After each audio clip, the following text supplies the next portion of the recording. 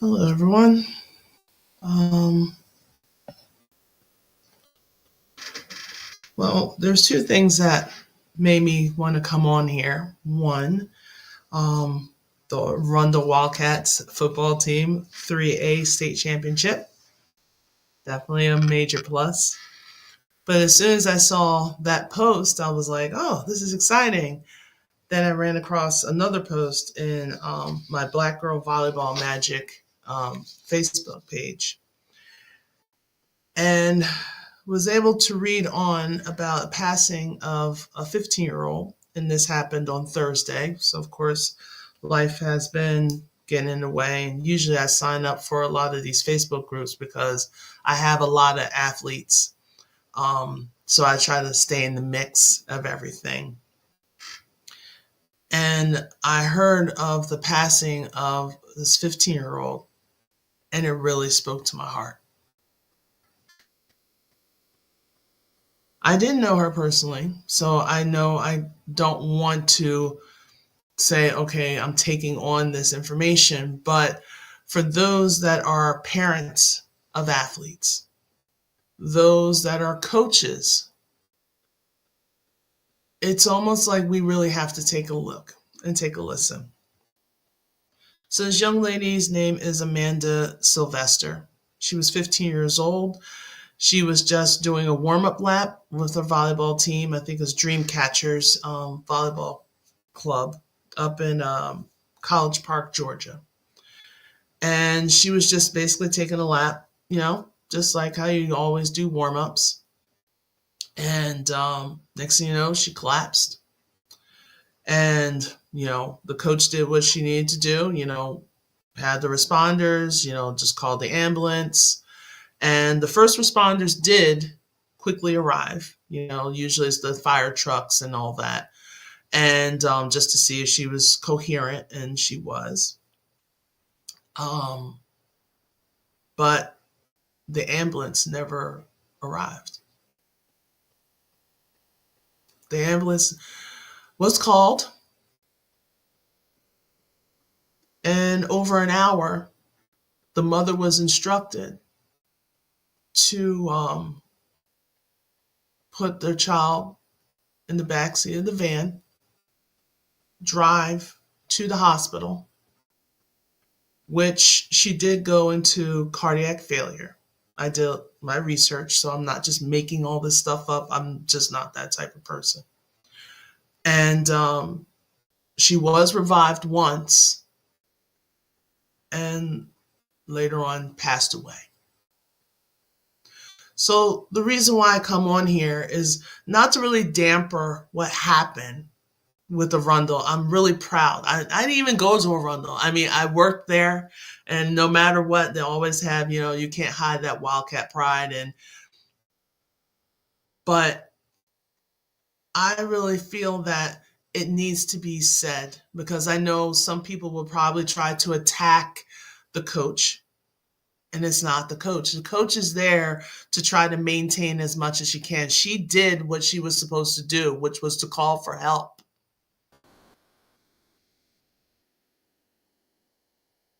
They waited over an hour, and the ambulance did not show. So, what do you do? And I can't imagine as a parent, because I don't have children at all. It was a decision I made. But I can't imagine 1 minute you have this person just wanting to go and be a kid, do sports, have fun, be with friends. But she can't. We don't know what happened. And I know, as a former athlete, as also as a former coach, I don't know about you, but I pray every day that I don't have to rip that defibrillator off the wall of the gym.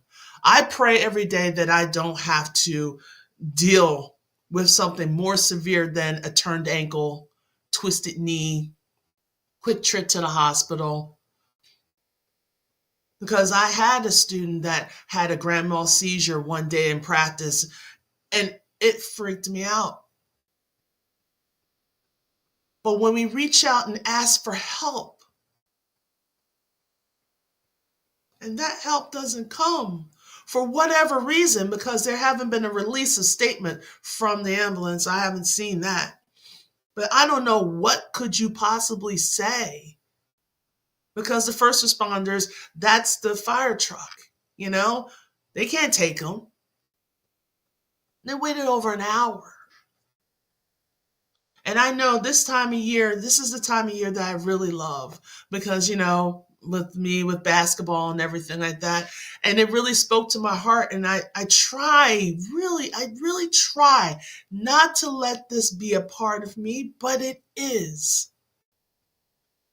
Every time I see my players, and now a lot of my former players are coaches themselves or they're parents of kids that are playing sports. And I feel like even though we as coaches have gone through the first aid training and, CPR, but we're there just to maintain until the officials come and take over. But when they don't come, what are we supposed to do? And I know a lot of people like Audrey, this happened on Thursday, but it can happen tonight. There were games going on tonight. It can happen tomorrow. So what do we have to do? What are some things that needs to be in stake? Because I know as a coach, I spent a lot of money. And when I say a lot of money, I do mean a lot of money putting together a med kit. Because we get some of the basic stuff, but remember, there's something called a budget. And I remember I was given a bag and I was given a couple streams of tape. But then, of course, I was coaching girls' sports. So I need to have the right precautions. I need to have, the sanitary products. I need to have the extra uniform, which all of us do. But I needed some extra things. But sometimes if it goes beyond fingers, ankle, toe, weird knee jerk thing, if it goes beyond that, we are not equipped to handle that. So I know volleyball season is still going in full swing, especially for AAU and the clubs. I know that high school basketball is going, wrestling is going on, football is kind of wrapping up this weekend. And just a mere thought that for some sick and twisted reason, when we call for assistance, because every school doesn't have their own personal trainer, guys. There's a lot of schools that can't fund that. We can't handle that. So I don't know what the reasoning is. And I pray, as I sat and cried here for like a good hour, I pray that it has nothing to do with race. I don't want it to be that way. Why are we so divided? There was a kid that needed assistance. They called for an ambulance and they waited over an hour and the ambulance never showed. What are we supposed to do? I know this is not your typical Friday night, hey, excitement, because originally I was thinking about coming on live to talk about my products and all that. But once I saw that, could have been anyone. So now, what do we do to protect ourselves? Because guess what? I don't know about you. I don't want to ever touch that defibrillator. I don't want to ever touch that thing. Because if you don't know what's going on, that can cause more harm than good. So you're damned if you do and you're damned if you don't.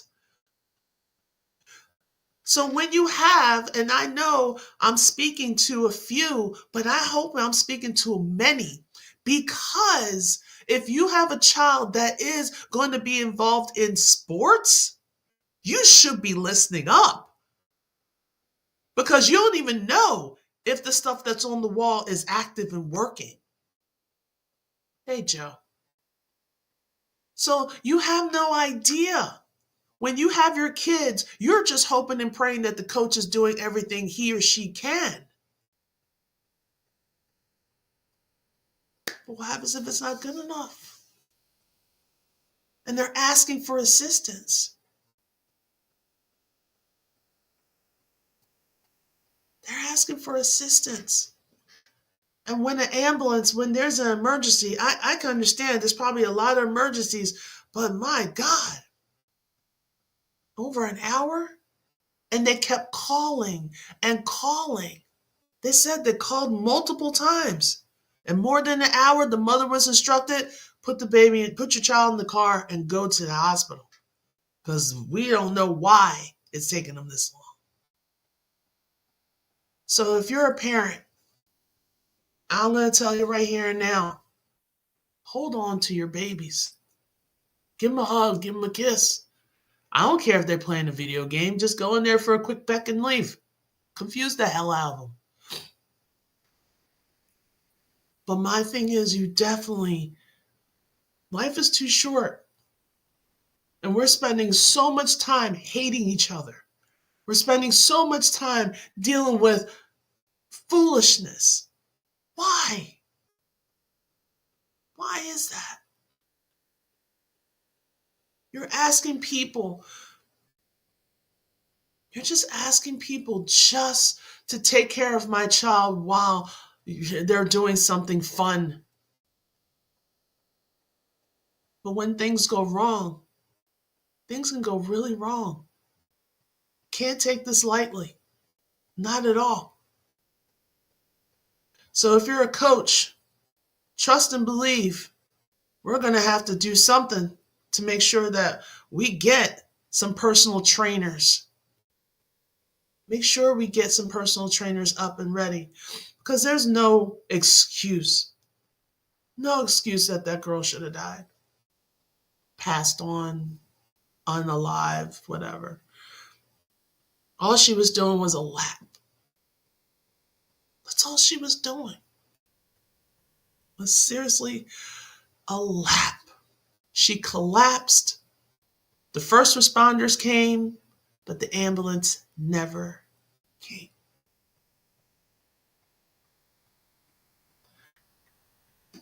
I don't know. I don't know how to respond to life right now. Our kids are just dying left and right. And I don't know who cares enough. There's a GoFundMe. I can put it in the link a little bit later on, maybe for the replay. But I can't imagine as a mother, no matter how much money that's given to that family, that's not going to bring her baby back. That's not going to bring her baby back at all.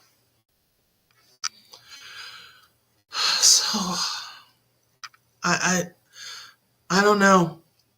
All I can just say is, like, if your kid is pissed at you, no matter what, give them a hug. Just say, I know you're pissed at me, but guess what? I love you no matter what. I think that's all I can say. Because it seems like we're on our own. That sucks. Because I don't want to ever be on our own. So I guess tomorrow, I don't want to just pass her by. But I don't know. I just felt like saying, like, she was 15. Just a baby. And I know that mother worked her ass off just to give her something safe, to keep her off the streets, to, give her something to look forward to. And it was in the form of volleyball. And how do you keep someone safe when you need support, you can't get it? I don't know, guys. I'll probably see you guys tomorrow. I hope. Love you.